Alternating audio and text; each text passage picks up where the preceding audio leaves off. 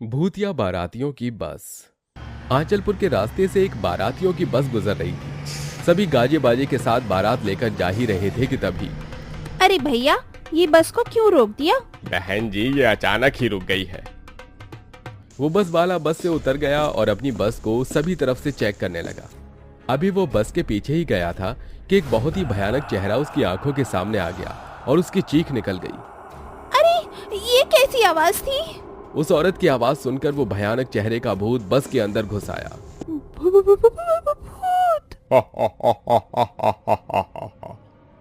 उस भूत ने उन सभी पर हमला कर दिया और कुछ ही देर में पूरी बस एक भूतिया बारात की बस में बदल गई। इसी तरह जो कोई भी लोगों से या बारात की बस वहां से गुजरती, वो खुद ब खुद भूतिया बारात की बस में बदल जाती। इसी तरह से ये सिलसिला जारी था। आंचलपुर के गांव में अदिति नाम की एक लड़की अपने माँ बाबा के साथ रहती थी। आज अदिति की दोस्त मीरा की शादी थी। माँ, मैं मीरा के घर जा रही हूँ। अरे बेटा, कुछ खा पी तो ले। नहीं माँ, अभी खाने का वक्त नहीं है। मुझे मीरा की ड्रेस चूज करवानी है, ज्वेलरी, मेकअप, अभी तो सब कुछ है। मैं चलती हूँ। अदिति जल्दी से भागती हुई अपनी सहेली के घर पहुंच गई। मीरा के घर में वैसे तो सुबह से खुशी खुशी तैयारियां हो रही थीं, लेकिन क्या हुआ अंकल जी? आप सभी इतना जानती हैं अदिति, आंचलपुर आने वाले रास्ते से कल भी 2 बारात और एक शादी बस गायब हुई है। मुझे बहुत डर लग रहा है। उस जगह ऐसा क्या है जो सभी गायब हो जाते हैं? पता नहीं यार, कहीं मेरी मांग सजने से पहले ही ना उजड़ जाए। हो भी तो सकता है कि ये सब बस एक महज इत्तेफाक हो। मुझे यकीन है कि तेरा साजन तुझे सही सलामत लेकर जाएगा। अब तू जल्दी से तैयार हो जा। पर अरे आप ही। अदिति मीरा को अपने साथ ले गई और उसे बहुत ही सुंदर दुल्हन बना दिया। इसी तरह से शाम हो गई और अब बारात के आने का वक्त था। बारात बस आंचलपुर के उस भूतिया रोड पर पहुंची थी कि तभी भूतों और चुड़ैलों ने उसके ऊपर भी कब्जा कर लिया। कौन हो तुम लोग? दिखता नहीं है क्या? मैं दूल्हा और ये मेरी भूतिया बारात। क्या मजाक है? देखो, आज के दिन मेरी शादी है तो तुम लोग यहाँ से चले जाओ। जाना होता तो यहाँ आते ही क्यों? उनकी आपस में यही बातें ही चल रही थी कि तभी एक कंकाल बोल पड़ा। अरे भूत राजा, इन इंसानों को भी अपनी ही बारात में शामिल कर लो। बस बहुत हुआ। अब इस बिन दुल्हन की बारात का खेल। अब ये राज अपनी दुल्हन लेकर जाएगा। हे ड्राइवर, ले चल इस बारात को इसकी मंजिल पर। राज के ऐसा बोलने पर सभी भूतों और चुड़ैलों ने ऊधम मचाना शुरू कर दिया। उस बारात में कंकाल, जिन, चुड़ैलें सभी थे और सभी बहुत ज्यादा खुश थे।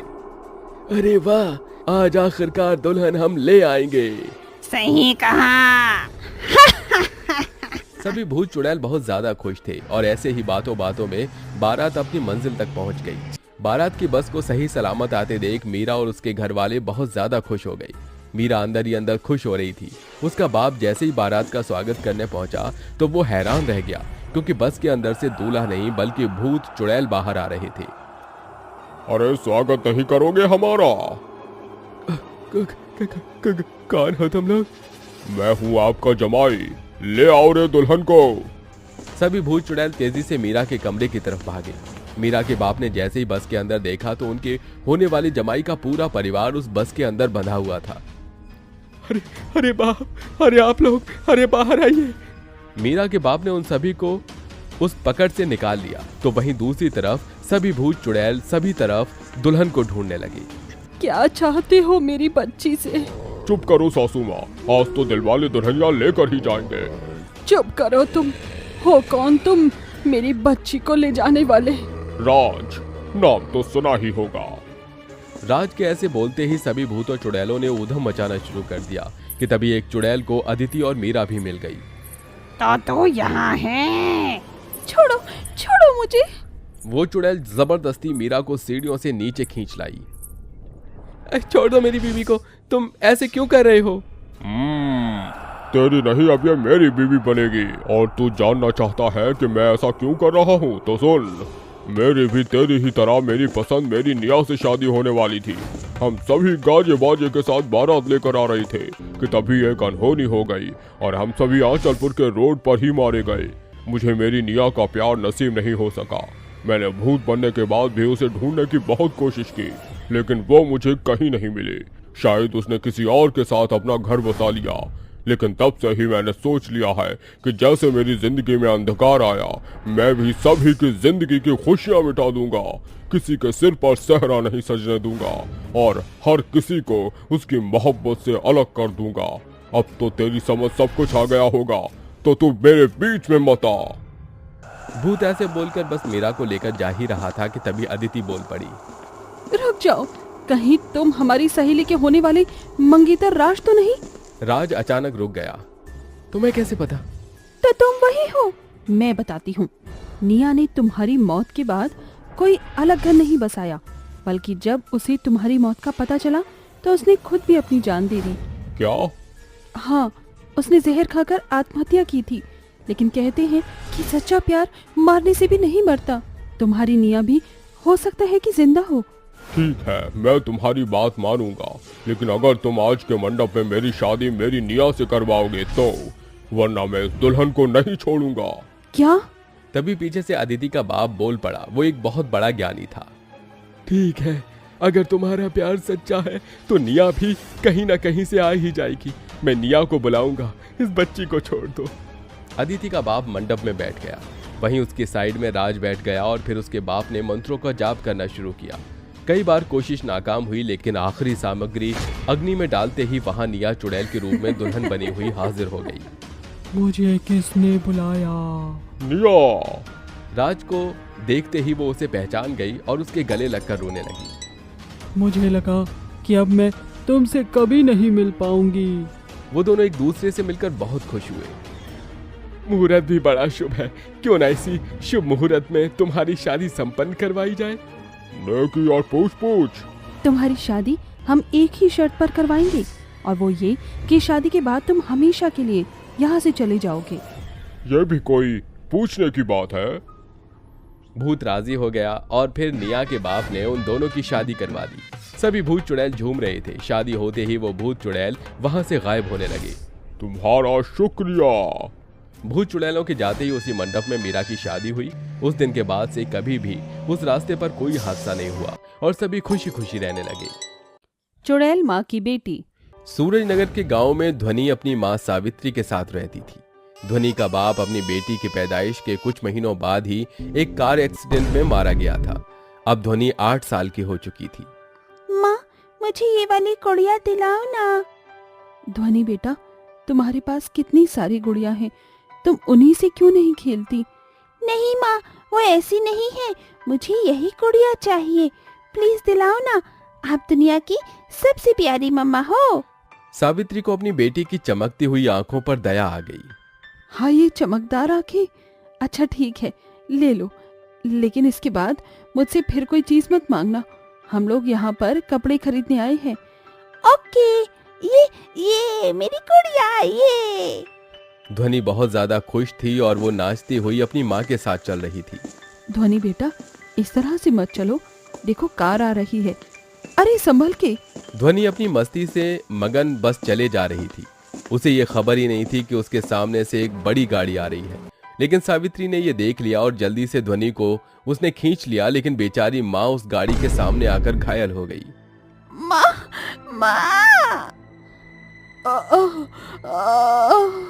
बेचारी सावित्री दर्द से कराह रही थी। उसकी एक बाजू और एक टांग बुरी तरह से घायल थे और खून बिल्कुल इस तरह निकल रहा था जैसे मानो कोई झरना बह रहा हो।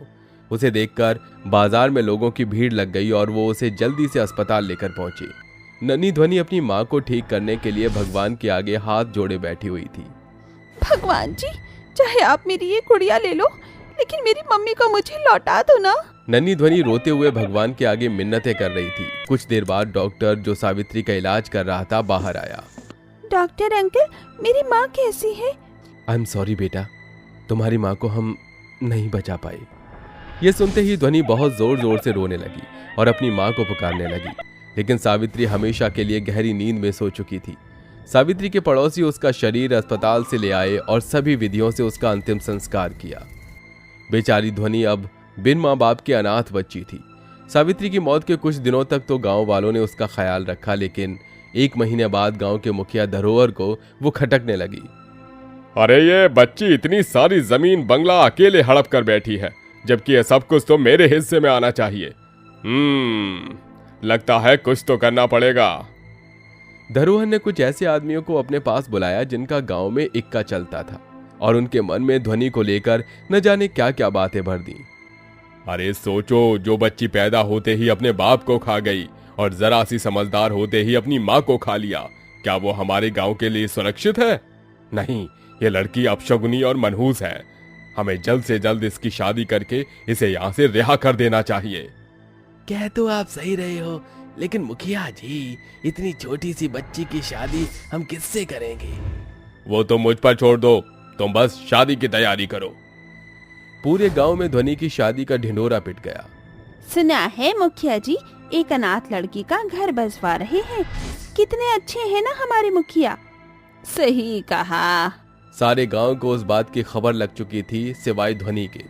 वो मासूम बच्ची तो अपने घर में अपनी माँ की तस्वीर के आगे बैठकर रो रही थी कि तभी कुछ लोगों ने उसके घर के दरवाजे पर दस्तक दी। कौन है आप? तुझे तेरे सजन के लिए सजाने वाली। सजन? हाँ, आज तेरी शादी है ना, तू नहीं जानती ना? अरे ये सब छोड़ो, समय कम है, दुल्हन को सजा दो। हाथ छोड़िए मेरा, मैं कोई दुल्हन नहीं हूँ। अरे ये तू क्या बोल रही है? अभी वो औरतें ध्वनि से बात कर ही रही थीं कि तभी वहां गांव का मुखिया आ गया। ध्वनि बेटे, आज तेरी शादी है और हाँ, मना मत करना वरना। मुखिया आंखों ही आंखों में ध्वनि को डरा कर चला गया। बेचारी बच्ची के कुछ भी समझ में नहीं आ रहा था। वो औरतें उसे तैयार करके चली गईं। तब ध्वनि अपने घर से जोर जोर से अपनी माँ की तस्वीर के आगे रोने लगी। अपनी बच्ची की पुकार सुनकर सावित्री की आत्मा स्वर्ग से उसके लिए चुड़ैल रूप में लौट आई, लेकिन वो उसके सामने नहीं आई थी। ध्वनि घर में ही थी कि तभी वो औरतें जो उसे सजाने आई थी वही उसे लेने आ गईं। चल ध्वनि, अब इंतजार की घड़ियां खत्म हुई, मुझे नहीं जाना। वो औरतें उसे जबरदस्ती ले जाने की कोशिश करने लगीं कि तभी अचानक बाहर का दरवाजा बंद हो गया और एक औरत जिसका मुंह बहुत भयानक था उन औरतों के सामने आ गई। तुम कौन हो? तेरी मौत। सावित्री ने ऐसे बोलकर उस औरत को मार डाला। अगर अपनी जान प्यारी है तो भाग जाओ, वरना तुम्हारा भी मैं यही हाल करूंगी। सभी औरतें वहां से भागकर मुखिया के पास आ गईं और उसे सारी बात बता दी। पहले ध्वनि भी उससे डर रही थी, लेकिन जब उसे पता चला कि वो उसकी माँ है तो उसका सारा डर उड़नछू हो गया। माँ, तुम आ गई? तुझे मुसीबत में कैसे छोड़ सकती थी? सावित्री अपनी बेटी से लिपट गई। सावित्री जानती थी कि गांव वाले इतनी आसानी से शांत नहीं होंगे, इसीलिए उसने बाहर जाने को सोचा। बाहर शादी की तैयारियां हो रही थी।